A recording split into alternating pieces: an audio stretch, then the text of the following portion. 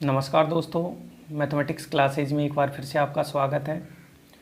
तो दोस्तों, एक लास्ट टर्म पे अपन ने एक एग्जांपल किया था, उसको दोबारा से अपन देखते हैं कि मेरे को ऑर्डर ऑफ जी बराबर n दे रखा था और ग्रुप को बोला था अबेलियन। उसको थोड़ा दोबारा से करना। ग्रुप को बोला था अबेलियन।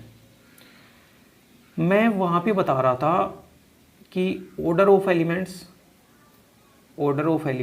एलिमेंटों का जो ऑर्डर है वो 10 को डिवाइड करेगा, तो वो 1 भी हो सकता है, वो 2 भी हो सकता है, वो 5 भी हो सकता है, वो 10 भी हो सकता है। और यहाँ पे नंबर ऑफ एलिमेंट, यहाँ पे नंबर ऑफ सब ग्रुप लिख दिया, तो उसको काटना है नंबर ऑफ एलिमेंट। ठीक है, एक ऑर्डर का हमेशा एक एलिमेंट मिलेगा, 2 ऑर्डर का भी एक एलिमेंट मिलेगा। आप 5 2 करके देख लेना।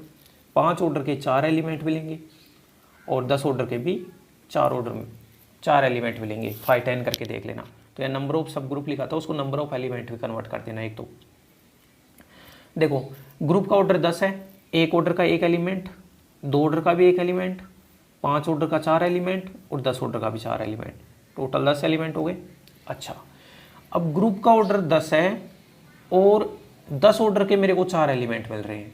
तो बताओ, अगर ग्रुप का जितना ऑर्डर है उतने ऑर्डर का अगर एलिमेंट मिल जाता है मेरे को, तो वो ग्रुप क्या बन जाता है? साइक्लिक बन जाता है। तो ग्रुप का ऑर्डर 10 दिया था और ग्रुप को आबेली दिया था। अब आबेली ग्रुप में 10 ऑर्डर का एलिमेंट मिल गया मेरे को और 4 एलिमेंट मिल गए 10 ऑर्डर के। इसका मतलब ग्रुप साइक्लिक हो गया और ये जो भी 4 एलिमेंट होंगे वो सारे के सारे क्या होंगे? जनक होंगे। अब ग्रुप साइक्लिक हो गया आबेली होते ही, तो अब नंबर ऑफ सब ग्रुप लिख सकता हूँ, नंबर ऑफ सब ग्रुप। तो नंबर ऑफ सब ग्रुप मैंने बोला था कि अगर अपना ग्रुप साइक्लिक हो जाता है तो जो जो ऑर्डर उसको डिवाइड करता है, उस ऑर्डर का यूनिक सब ग्रुप होता है। तो एक ऑर्डर का भी एक सब ग्रुप, 2 ऑर्डर का भी एक सब ग्रुप, 3 ऑर्डर का भी एक सब ग्रुप और 4 ऑर्डर का भी एक सब ग्रुप। तो टोटल सब ग्रुप हो गए 4। और पिछली बार वो किया था उसमें करेक्शन कर लेना। तो टोटल सब ग्रुप तो 4 हो गए और ये टोटल एलिमेंट। अब जैसे ऐसा ही एक क्वेश्चन और देखो आप, इससे और अच्छे से समझ में आएगा कि अपने को ऐसे दिया है। मान लो कि कोई ग्रुप जी है जिसका ऑर्डर 10 है और ग्रुप को अब की बार नॉन अबेलियन बोल दिया, नॉन अबेलियन। अब समझो इसको ध्यान से, नॉन अबेलियन बोल दिया तो मैं यहां ऑर्डर ऑफ एलिमेंट,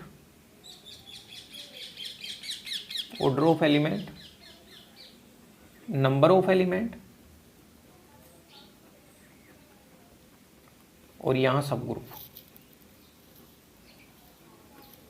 देखो, एलिमेंटों का ऑर्डर, पॉसिबल ऑर्डर 1 2 5 10। अब ग्रुप क्या है? Non abelian. ग्रुप क्या है? Non abelian. तो नॉन अबेलियन ग्रुप है तो 10 ऑर्डर का कोई एलिमेंट नहीं मिलेगा। नॉन अबेलियन है तो 10 ऑर्डर का कोई भी एलिमेंट नहीं मिलेगा। अगर ग्रुप नॉन अबेलियन नहीं होता तो फिर 10 ऑर्डर का एलिमेंट मिलता है, जैसे अभी ऊपर वाले में हुआ है।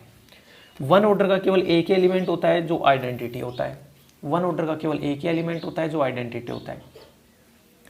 5 ऑर्डर के कितने एलिमेंट हो गए? 5 5 और 5 ऑर्डर के एलिमेंट होंगे वो कितने होंगे? 4। ठीक है, अब 5 ऑर्डर के एलिमेंट 4 होंगे और 2 ऑर्डर के फिर बचे हुए 2 ऑर्डर के होंगे। तो ग्रुप का ऑर्डर कितना है? 10। तो 1 और 4 5 हो गए, तो 2 ऑर्डर के एलिमेंट कितने होंगे? बाकी के बचे हुए 5 एलिमेंट। सब ग्रुप क्या क्या बनेंगे? आइडेंटिटी से तो एक ही सब ग्रुप बन सकता है। अब देखो, 5 ऑर्डर के 4 एलिमेंट है, 4 एलिमेंट तो ये बन जाएंगे और एक आइडेंटिटी को शामिल करके अपना एक सब ग्रुप ये बना लेंगे। एक सब ग्रुप ये बन गया। 2 ऑर्डर के 5 एलिमेंट है तो 2 ऑर्डर का, जैसे 2 ऑर्डर के 5 एलिमेंटों में एक एलिमेंट उठा लिया, मान लो ए उठाया और एक उसके साथ में आइडेंटिटी लगा दिया, एक सब ग्रुप। फिर यहाँ से दूसरा एलिमेंट उठाओगे, आइडेंटिटी लगा दोगे, दूसरा सब ग्रुप। तो ऐसे कितने सब ग्रुप बन सकते हैं? 5। तो टोटल सब ग्रुप कितने हो गए अब की बार?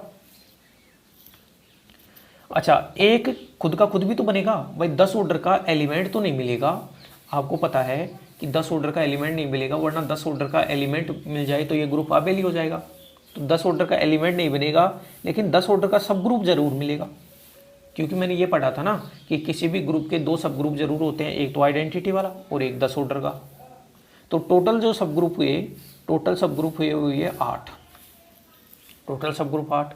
8 के अंदर ये दो तो इम्प्रॉपर है, एक तो आइडेंटिटी वाला और एक 10 ऑर्डर का, ये तो इम्प्रॉपर है। तो 8 में इसमें दो तो इम्प्रॉपर है और ये जो 6 हैं ये हैं प्रॉपर। तो दो इम्प्रॉपर हैं और 6 हैं वो क्या है, इम्प्रॉपर। जैसे और अच्छे से मैं आपको बताऊं, एक जैसे कोई ग्रुप है, मान लो ऑर्डर ऑफ जी है, ऑर्डर ऑफ जी का मान लो अपने को 14 दिया हुआ है और ग्रुप को बोला है आबेली। एक बार ग्रुप को क्या बोला है, आबेली। अब ग्रुप आबेली है तो सबसे पहले तो order of elements, order of elements, तो ऑर्डर ऑफ एलिमेंट क्या क्या पॉसिबल हो सकता है, 1 हो सकता है, 2 हो सकता है, 7 हो सकता है, 14 हो सकता है। अब है नंबर ऑफ एलिमेंट, तो 1 ऑर्डर का हमेशा 1 एलिमेंट होगा, 2 ऑर्डर का भी 5 2 कर लो 1 होगा, 7 ऑर्डर के 6 होंगे 5 7, तो 1 1 2 6 8, बाकी के 6 एलिमेंट बचे वो 14 ऑर्डर को हो जाएंगे। अब देखो ग्रुप का ऑर्डर 14 है और 14 ऑर्डर के 6 एलिमेंट मिल रहे हैं, तो ये 6 एलिमेंट सारे के सारे जनक होंगे और ग्रुप अपना क्या बन जाएगा, साइक्लिक। और ग्रुप साइक्लिक बनते ही नंबर ऑफ सब ग्रुप क्या होता है आपको पता है, साइक्लिक में जो जो ऑर्डर डिवाइड करता है उस ऑर्डर का यूनिक सब ग्रुप मिलता है, तो इसका भी 1, इसका भी 1, इसका भी 1, इसका भी 1, तो टोटल सब ग्रुप कितने हो जाएंगे, 4। अगर इसी में ऐसे दे देता ऑर्डर ऑफ जी बराबर 14 है और ग्रुप को वो नॉन अबेलियन बोल देता, क्या बोल देता, नॉन अबेलियन, तो उस केस में क्या होता, देखो order of element 1 2 7 14, number of element 14 order का तो एलिमेंट मिलेगा ही नहीं, 14 ऑर्डर का तो एलिमेंट मिलेगा ही नहीं, वरना तो ग्रुप फिर साइक्लिक हो जाएगा, प्रॉब्लम हो जाएगी, जबकि नॉन अबेलियन की बात कर रहा है। 1 ऑर्डर का हमेशा एक एलिमेंट मिलेगा, 7 ऑर्डर के 6 एलिमेंट मिलेंगे, 7 ऑर्डर के 6, तो टोटल एलिमेंट गिनो एक बार, 1 और 6 7, ग्रुप का ऑर्डर 14, तो बाकी के 7 एलिमेंट 2 ऑर्डर के बनेंगे। अब नंबर ऑफ सब ग्रुप, नंबर ऑफ सब ग्रुप, एक सब ग्रुप तो ये बनेगा, 2 ऑर्डर के 7 एलिमेंट है, तो 7 एलिमेंट कितने सब ग्रुप बना सकते हैं, 7 सब ग्रुप बना सकते हैं भाई। एक एलिमेंट उठाया उसको आइडेंटिटी के साथ जोड़ा तो एक सब ग्रुप, दूसरा एलिमेंट उठाया उसको आइडेंटिटी के साथ जोड़ा दूसरा सब ग्रुप, तो 7 जो एलिमेंट है वो 7 सब ग्रुप बनाएंगे। 7 ऑर्डर के 6 सब ग्रुप, 7 ऑर्डर के 6 एलिमेंट हैं, तो देखो 7 ऑर्डर के 6 एलिमेंट हैं तो वो एक सब ग्रुप बनाएंगे। कैसे, आप 6 एलिमेंटों को आप लिख दोगे और उसके साथ में एक आइडेंटिटी जोड़ दो, तो बताओ 7 ऑर्डर का सब ग्रुप बना या नहीं बना, और एक सब ग्रुप बना, और एक 14 ऑर्डर का बनेगा, तो टोटल जो सब ग्रुप बनेंगे वो 10, इनमें 2 तो हैं वो इम्प्रॉपर और 8 जो हैं ये हैं प्रॉपर। तो इनको देख लेना एक बार। अब अपन वापस अपनी बुक की तरफ चलते हैं।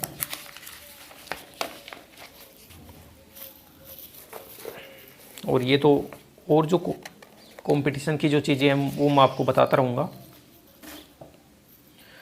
बुक में चलते हैं, बुक की थ्योरम नंबर फर्स्ट करते हैं, बुक की थ्योरम नंबर फर्स्ट।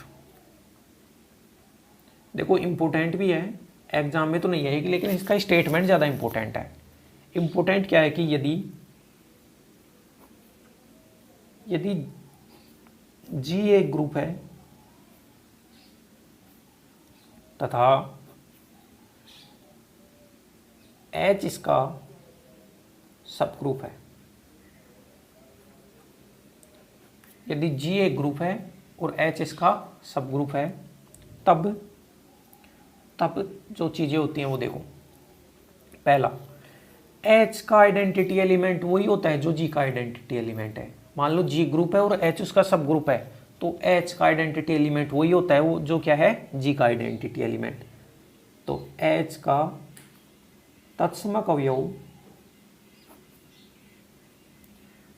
एच का तत्समक अवयव वही होता है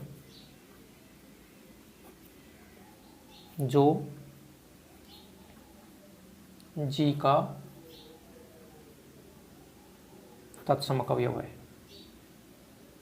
एच का आइडेंटिटी एलिमेंट वही होता है जो जी का आइडेंटिटी एलिमेंट है। दूसरा कि मान लो कि एच में कोई एलिमेंट है ए, तो एच में ए एलिमेंट का प्रतिलोम वही होगा जो जी के अंदर ए एलिमेंट का प्रतिलोम है, क्योंकि एच में अवयव ए है वो जी में तो होगा ही होगा ना, क्योंकि एच है वो जी का सब ग्रुप है, इसका मतलब सब ग्रुप बनने से पहले वो सबसेट था, तो एच का प्रत्येक एलिमेंट जी में है। अब एच में ए एलिमेंट का प्रतिलोम ए इनवर्स है ना, तो जी में भी ए एलिमेंट का प्रतिलोम ए इनवर्स ही होगा। तो दूसरी थ्योरम क्या बोलती है कि एच के किसी अवयव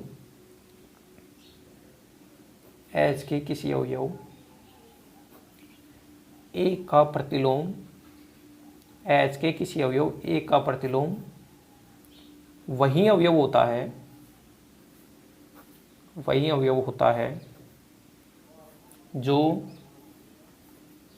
जी में ए अवयवों का प्रतिलोम है, जो जी में ए अवयवों का प्रतिलोम है। तीसरा यह है कि मान लो कि एच के अंदर कोई एलिमेंट है ए, और ए की कोटि अगर आर आ रही है ना, तो वो ए एलिमेंट होगा वो जी में भी होगा, क्योंकि एच के सारे एलिमेंट जी में, तो जी में भी उसकी कोटि आर ही आएगी। तो मैं इसको ऐसे बोल सकता हूं, एच के किसी अवयव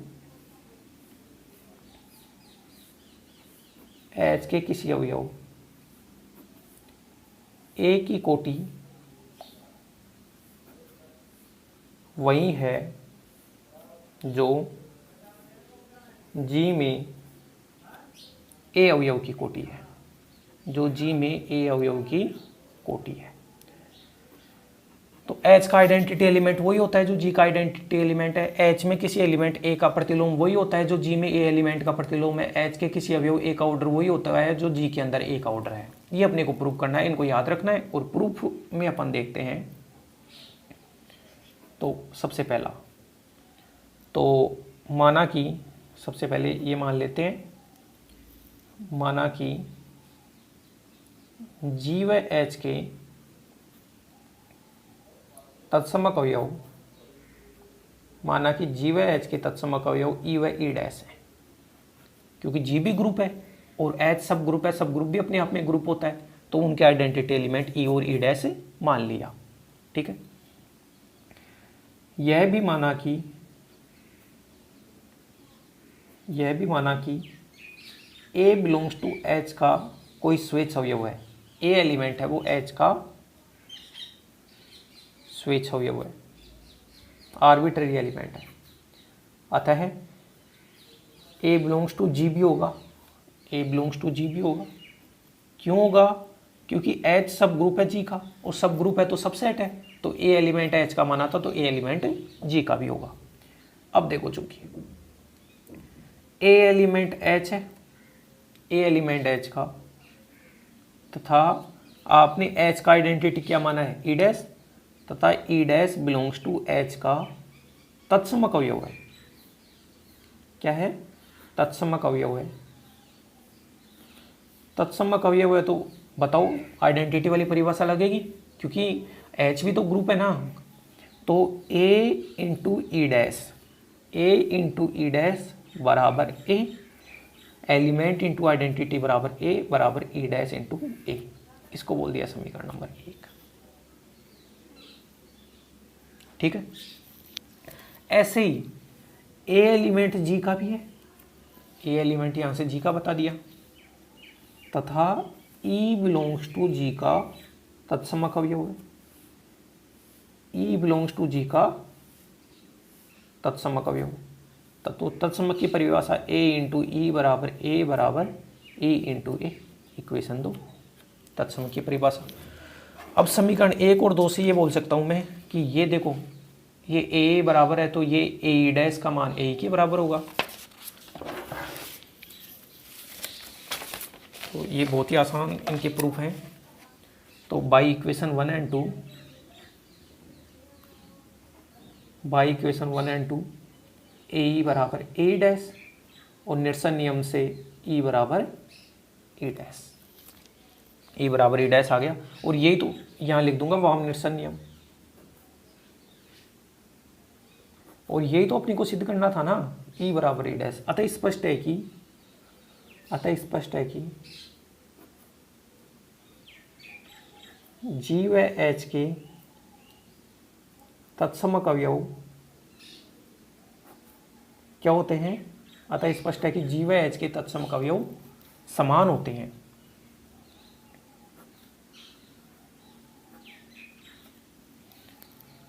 दूसरा अपने को क्या प्रूव करना था कि मान लो कि ए एलिमेंट है एच का। अब ए एलिमेंट का एच में प्रतिलोम कुछ बी मान लो, और ए एलिमेंट एच का है तो ए एलिमेंट जी का भी होगा, और जी में उसका प्रतिलोम सी मान लो। तो मेरे को ये सिद्ध करना है बी बराबर सी, क्योंकि ये सिद्ध करना था कि किसी अवयव ए का अगर एच में प्रतिलोम जो होता है वही ए एलिमेंट का जी में प्रतिलोम होता है। तो माना ए एलिमेंट जी का तथा ए अवयव के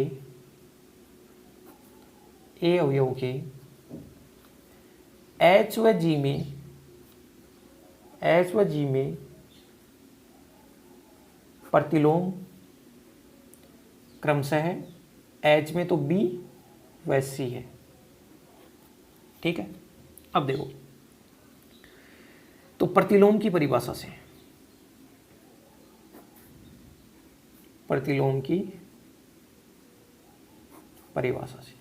देखो ए एलिमेंट का पहले तो एच के लिए कर रहे हैं, तो ए एलिमेंट को बी से गुणा किया तो आइडेंटिटी आया ई बराबर बी, इसको दे दिया 1। अब चूंकि ए एलिमेंट एच में है तो बताओ ए एलिमेंट जी में भी होगा या नहीं होगा? होगा, क्योंकि एच का तो प्रत्येक एलिमेंट जी में होता है इसलिए।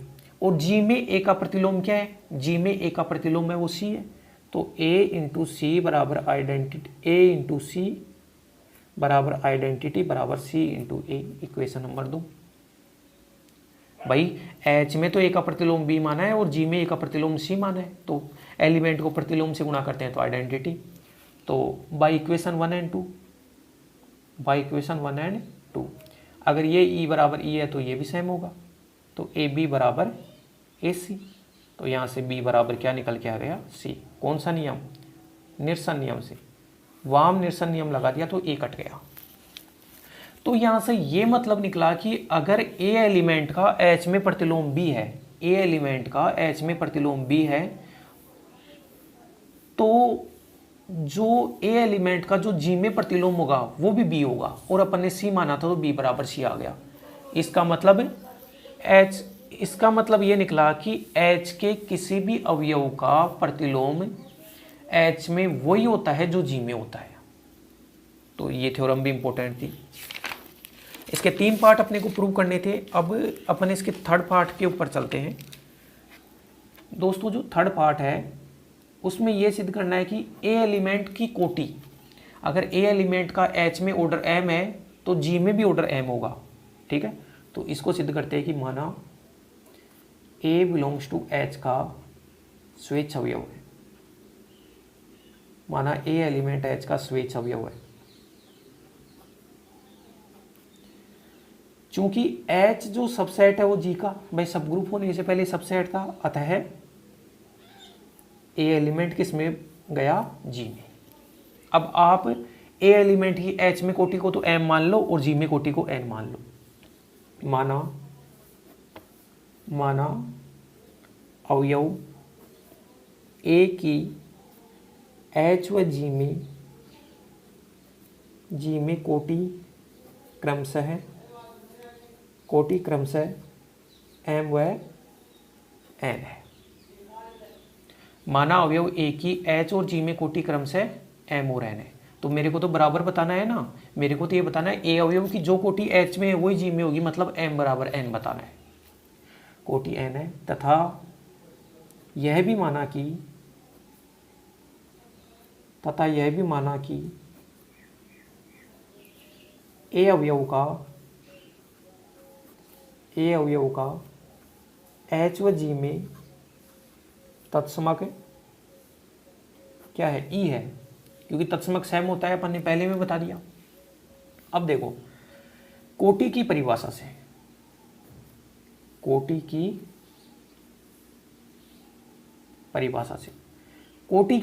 से मैंने ये माना है कि जो ए एलिमेंट है उसकी एच में कोटि तो एम है। इसका मतलब मैं यहाँ बोल सकता हूँ ऑर्डर ऑफ ए बराबर एम माना है, तो यहाँ से ए की पावर एम बराबर कितना आ गया? ई आ गया।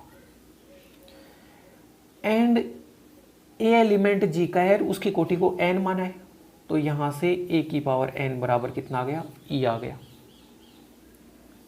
आपने a एलिमेंट h का है, कोटि को m माना, तो a की पावर m बराबर आइडेंटिटी, क्योंकि e है वो h का आइडेंटिटी है, और यहाँ से a के ऑर्डर को n माना है, तो a की पावर n बराबर आइडेंटिटी। ये और ये बराबर है, तो मैं ये बोल सकता हूँ a की पावर m बराबर a की पावर n। दोनों तरफ a की पावर n से अगर मैं ऑपरेशन करवा दूँ, a की पावर माइनस n से ऑपरेशन करवा दूँ, तो ये a की पावर n इंटू a की पावर माइनस n, तो ये बनेगा a की पावर m माइनस n बराबर a की पावर 0 बराबर आइडेंटिटी। तो कहने का मतलब ये आ गया a की पावर m माइनस n बराबर आइडेंटिटी। अब इसका मतलब ये निकला a की पावर m माइनस n बराबर आइडेंटिटी का मतलब ये निकला कि order of a less than equal to m minus n। ये तो पॉसिबल ही नहीं है, क्योंकि a के ऑर्डर को तो आपने एक बार m माना है, एक बार n माना है, और m माइनस n जो संख्या आएगी वो m से भी छोटी आएगी और n से भी छोटी आएगी। तो फिर तो ये तो गलत हो गया ना। अरे भाई a के ऑर्डर को m माना है, यहाँ से a के ऑर्डर को n माना है, लेकिन यहाँ m माइनस n आ गया, और m माइनस n होता है वो तो m से भी छोटा होता है और n से भी छोटा होता है। तो यह तभी संभव है, ऐसा अपन ने पहले चैप्टर में भी एक थ्योरम आई थी, यह तभी संभव है जब m बराबर m माइनस n का मान 0 हो। अगर m माइनस n का मान 0 हो जाएगा तो a की पावर 0 आइडेंटिटी होता है, कोई प्रॉब्लम नहीं है। तो यहाँ से m बराबर कितना आ गया, n। तो कहने का मतलब ये था कि a एलिमेंट h का था, बाद में a एलिमेंट g का बन गया। a एलिमेंट का h में ऑर्डर तो m था, a एलिमेंट का g में ऑर्डर n था। मेरे को तो ये बताना था कि a एलिमेंट का जो ऑर्डर h में होता है वही g में होता है। तो ओवरऑल अपने को ये प्रूव करना था कि m बराबर n होता है। तो a ऑर्डर का पहले तो h में ऑर्डर, a एलिमेंट का h में ऑर्डर m था, तो a की पावर m बराबर आइडेंटिटी। a एलिमेंट का g में ऑर्डर n था, तो a की पावर n बराबर आइडेंटिटी। ये दोनों बराबर हैं तो दोनों को बराबर कर दिया, a की पावर माइनस n से संक्रिया करा दिया। अब ये तभी पॉसिबल होता है जब m माइनस n का मान 0, इसका मतलब m बराबर n आ गया। m बराबर n आ गया तो ये रिजल्ट निकल के आया कि a एलिमेंट का h में ऑर्डर वही होता है, a एलिमेंट का h में ऑर्डर वही होता है जो a एलिमेंट का g में ऑर्डर है। ये अपन ने थ्योरम की है दोस्तों, इनको जो भी पढ़ाया है इनको पढ़ना आज, और कल अपन आगे बढ़ते हैं। धन्यवाद दोस्तों।